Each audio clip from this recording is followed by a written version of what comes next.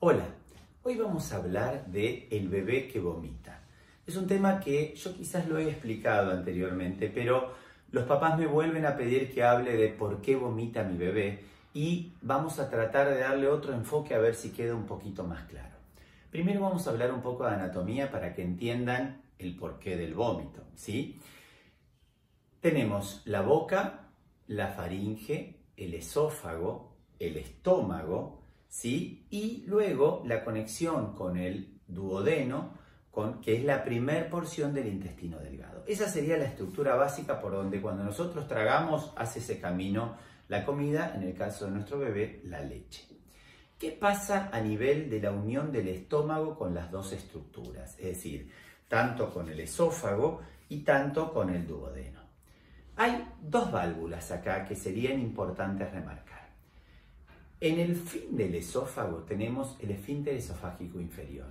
Es un esfínter muscular no muy poderoso y hay una zona que comprime la parte inferior del esófago que se llama zona de alta presión, que haría como compresión sobre las paredes del esófago para evitar que lo que está dentro del estómago vuelva a subir hacia el esófago. Y por el otro lado, a nivel de la unión con el duodeno, con esta primer porción del intestino delgado, tenemos el píloro, que es una válvula bien marcada, bien potente, que haría las veces de apertura y cierre para que el estómago, con sus movimientos de masajeo, que llaman movimientos peristálticos, vacíe su contenido hacia el esfínter, hacia el duodeno, hacia la primera porción del intestino. Esto es fundamental que lo entendamos para entender por qué vomita. Cuando el nene llega la leche al estómago, en el estómago se mezcla con ácido clorhídrico, que es lo que secretan las células que tiene el estómago, y se empieza a formar el primer cuajo de comida, bolo alimentario, para tener algún concepto, y luego eso se va degradando y empieza a pasar hacia el intestino delgado.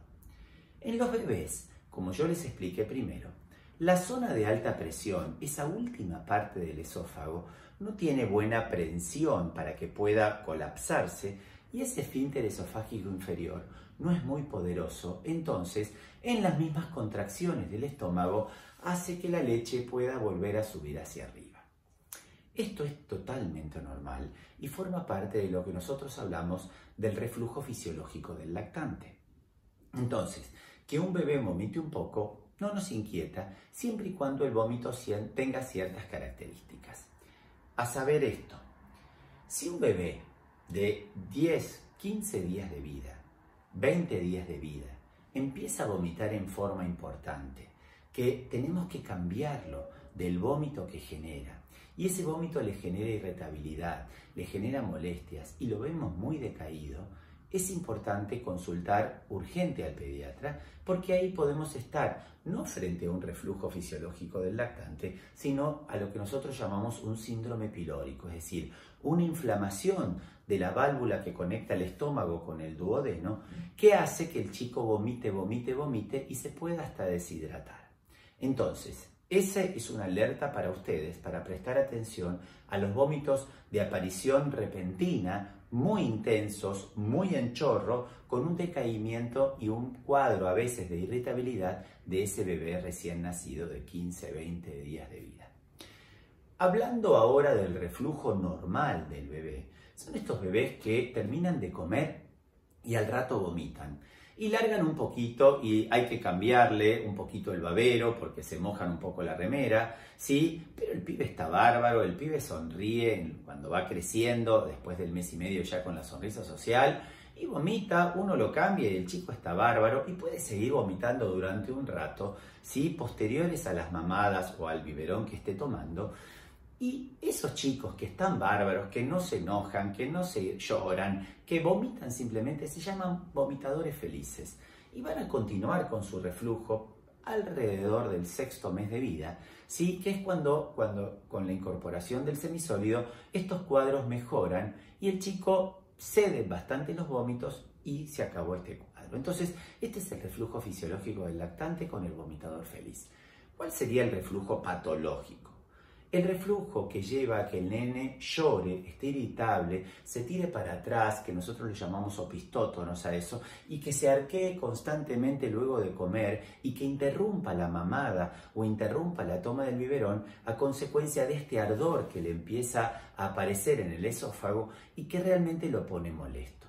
Son vómitos importantes, son vómitos en chorro que a veces tenemos que cambiarlo íntegro o nos tenemos que cambiar nosotros los papás porque lo tenemos haciendo el provechito y nos mojó toda la remera o toda la camisa.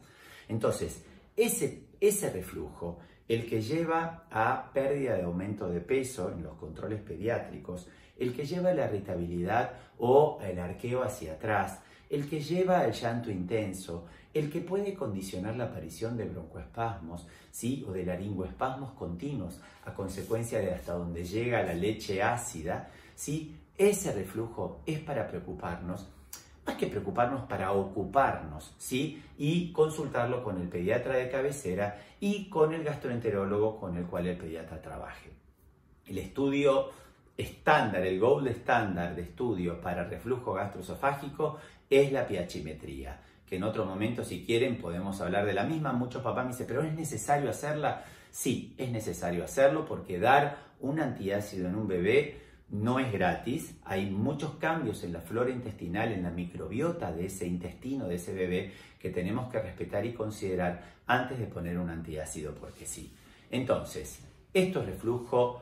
Hablamos del vomitador feliz, hablamos del reflujo fisiológico y hablamos del reflujo patológico y hablamos del síndrome pilórico.